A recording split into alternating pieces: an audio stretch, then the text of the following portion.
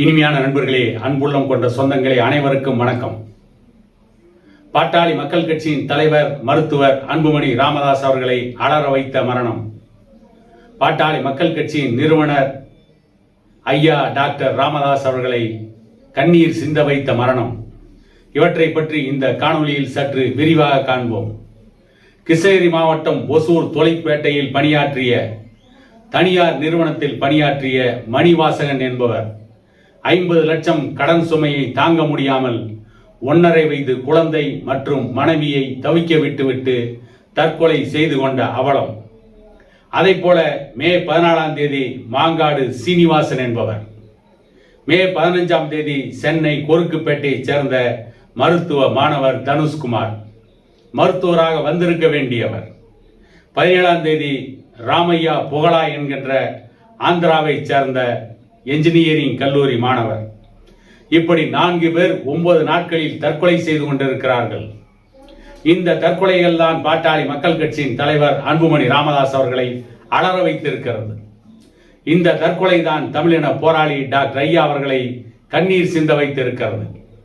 இதன் பின்னணியில் நடந்தது என்ன? தமிழகத்தில் மட்டுமல்ல, ஒட்டுமொத்த இந்தியாவையும் முழுக்கி கொண்டிருக்கின்ற ஒரு முக்கியமான விஷயம் ஆன்லைன் சூதாட்டம். இன்னும் சொல்ல போனால், இந்த தேசத்திலே தான் சூதாடினால் மனைவி வரை வைத்து சூதாடுவார்கள் என்று சொல்கின்ற மிகப்பெரிய மகாபாரதம் என்கின்ற இதிகாசம் இருக்கிறது. இந்த தேசத்தில் தான் ஆன்லைன் சூதாட்டத்தால் நூற்றுக்கணக்கான பேர் தற்கொலை செய்து கொண்டு மாண்டு போன சம்பவங்கள் நடந்திருக்கிறது. இப்படி நூற்றுக்கணக்கானவர் தற்கொலை செய்து கொண்டு மாண்டு விட்டார்கள் என்று தமிழகத்திலே அதற்காக போராடுகின்ற ஒரு கட்சி, ஒரு இயக்கம் இருக்கிறது என்றால் அது பாட்டாளி மக்கள் கட்சியும், பாட்டாளி மக்கள் கட்சியின் நிறுவனர் டாக்டர் ஐயாவும், பாட்டாளி மக்கள் கட்சியின் தலைவர் அன்புமணி ராமதாஸ் அவர்களும் தான்.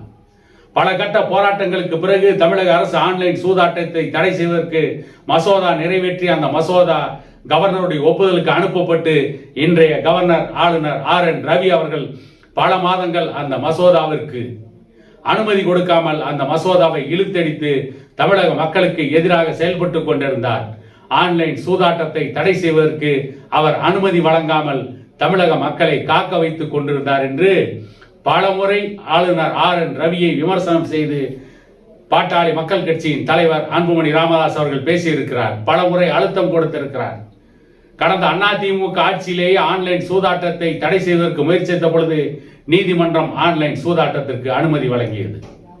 அதற்கு பிறகு தற்பொழுதைய திமுக அரசும் இந்த ஆன்லைன் சூதாட்டத்தை தடை செய்வதற்கு திமுக அரசு மசோதா கொண்டு வந்து அந்த மசோதா ஆளுநரால் காலதாமதம் செய்யப்பட்டு பாட்டாளி மக்கள் கட்சியினுடைய தலைவர் அன்புமணி ராமதாஸ் அவர்கள் தொடர்ந்து அழுத்தம் கொடுத்து அந்த ஆன்லைன் மசோதா நிறைவேற்றப்பட்டு ஆன்லைன் சூதாட்டம் தமிழகத்திலே தடை செய்யப்பட்டது.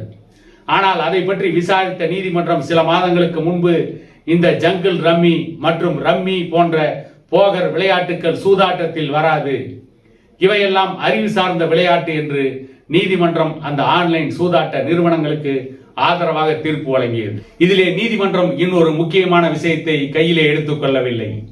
அறிவு சார்ந்த விளையாட்டில் பணம் வைத்து விளையாடலாமா என்று நீதிமன்றம் ஒரு கேள்வியை எழுப்பியிருந்தால் நன்றாக இருக்கும். ஆனால் நீதிமன்றம் அப்படி ஒரு கேள்வியை எழுப்ப தவறிவிட்டது என்பதுதான் பல்வேறு மக்களுடைய மனக்குறை. இந்த நீதிமன்றம் போகர் மற்றும் ரம்மி போன்ற விளையாட்டுகள் அறிவு சார்ந்த விளையாட்டுகள், இவை சூதாட்டத்தில் வராது என்று சொன்னதற்கு பிறகுதான் இப்பொழுது 9 நாட்களில் 4 பேர் தற்கொலை செய்து கொண்டிருக்கிறார்கள். அதுவும் கிருஷ்ணகிரி மாவட்டம் ஒசூர் தொழிற்பேட்டையில் தனியார் நிறுவனத்தில் பணியாற்றிய மணிவாசகன் என்பவர் தன்னுடைய மொத்த வருமானத்தையும் ஆன்லைன் சூதாட்டத்தில் இழந்துவிட்டு சுற்றி இருப்பவர்களிடம் 50 லட்சம் ரூபாய்க்கு மேல் கடன் வாங்கி அந்த கடன் சுமை தாங்க முடியாமல் தற்கொலை செய்து கொண்டு மாண்டது மிகப்பெரிய அவலம். 1.5 வயதில் குழந்தை, இளம் மனைவி, அவர்களை தத்தெடுத்து விட்டு அவர்கள் தற்கொலை செய்து கொண்டார்கள். இதையெல்லாம் பார்த்து இந்த தமிழகத்தில் ஆன்லைன் சூதாட்டத்திற்கு எதிராக பாட்டாளி மக்கள் கட்சி குரல் கொடுக்கிறது. டாக்டர் ஐயா குரல் கொடுக்கிறார். அன்புமணி ராமதாஸ் அவர்கள் தொடர்ந்து போராடுகிறார்.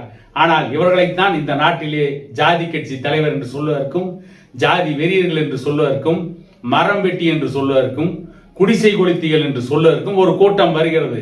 ஆனால் டாக்டர் ஐயாவை ஜாதி வெறியர் என்றோ பாட்டாளி மக்கள் கட்சி ஜாதி கட்சி என்றோ சொல்கின்ற எந்த ஒரு ஊடகவியலாளனும் எந்த ஒரு அரசியல் தலைவரும் இந்த ஆன்லைன் சூதாட்டத்திற்கு எதிராக தமிழ்நாட்டிலே பேசுவதில்லை. மதுக்கடைகள் மூடப்பட வேண்டும், டாஸ்மாக் மதுபான கடைகள் மூடப்பட்டு தமிழக இளைஞர்களை மதுவிலிருந்து மீட்க வேண்டும் என்று பாட்டாளி மக்கள் கட்சி போராடுகிறது. ஆனால் பாட்டாளி மக்கள் கட்சியை பார்த்து குடிசை கொளுத்திகள் என்று சொல்பவர் யாரும், எந்த அரசியல் தலைவரும் டாஸ்மாக் மதுபான கடைகளுக்கு எதிராக பேசுவதில்லை. டாஸ்மாக் மதுபான கடைகளை மூட வேண்டும் என்று சொல்வதில்லை. அவற்றுக்காக போராடுகின்ற ஒரே இயக்கமாக பாட்டாளி மக்கள் கட்சியும் இதன் நிறுவனர் டாக்டர் ஐயாவும் பாட்டாளி மக்கள் கட்சியின் தலைவர் அன்புமணி ராமதாஸ் மட்டும்தான் இருக்கிறார்கள். சுற்றுச்சூழல் மாசுபடுவதை பற்றி பேச வேண்டுமா? பாட்டாளி மக்கள் கட்சி தான், வேறு யாரும் பேச மாட்டார்கள். ஆனால் பாட்டாளி மக்கள் கட்சியை குறை சொல்லி பேசுவதற்கு வாடகை வாயன்கள் ஊடகத்தில் நிறைய பேர் இருக்கிறார்கள். திராவிட கட்சிகளிடம் பணம் வாங்கி கொண்டு, திராவிட கட்சிகளிடம் கையூட்டு பெற்றுக்கொண்டு, அந்த கட்சிகளுக்கு ஆதரவாக பாட்டாளி மக்கள் கட்சியின் மீது திட்டமிட்டு வசைபாடுவதற்காகவே ஒரு ஊடகவியலாளர்கள் என்ற பெயரில் ஒரு வாடகை வாயன்கள் கூட்டம் அலைந்து கொண்டிருக்கிறது. அவர்களெல்லாம் ஏன் இந்த ஆன்லைன் சூதாட்டத்திற்கு எதிராக பேசுவதில்லை? ஏன் ஆன்லைன் சூதாட்டத்திற்கு எதிராக போராடுவதில்லை? போராடுகின்ற ஒரே இயக்கமாக பாட்டாளி மக்கள் கட்சியும் இதன் நிறுவனர் டாக்டர் ஐயா மட்டும்தான் இருக்கிறார்கள்.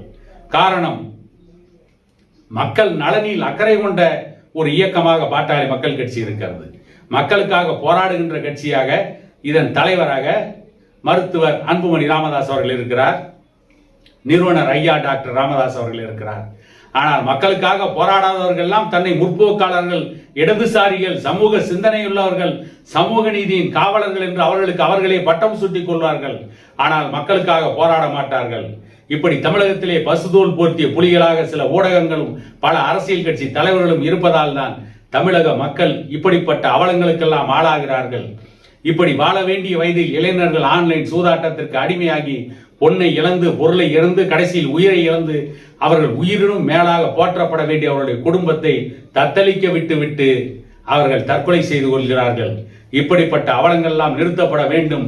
உடனடியாக இதை தடுப்பதற்கு தமிழக அரசு வழிவகையை காண வேண்டும். உச்சநீதிமன்றத்திலே வழக்கு தொடுத்து உயர்நீதிமன்றத்தின் தீர்ப்புக்கு தடை பெற வேண்டும் என்று டாக்டர் ஐயா அவர்கள் அறிக்கை விட்டிருக்கிறார்.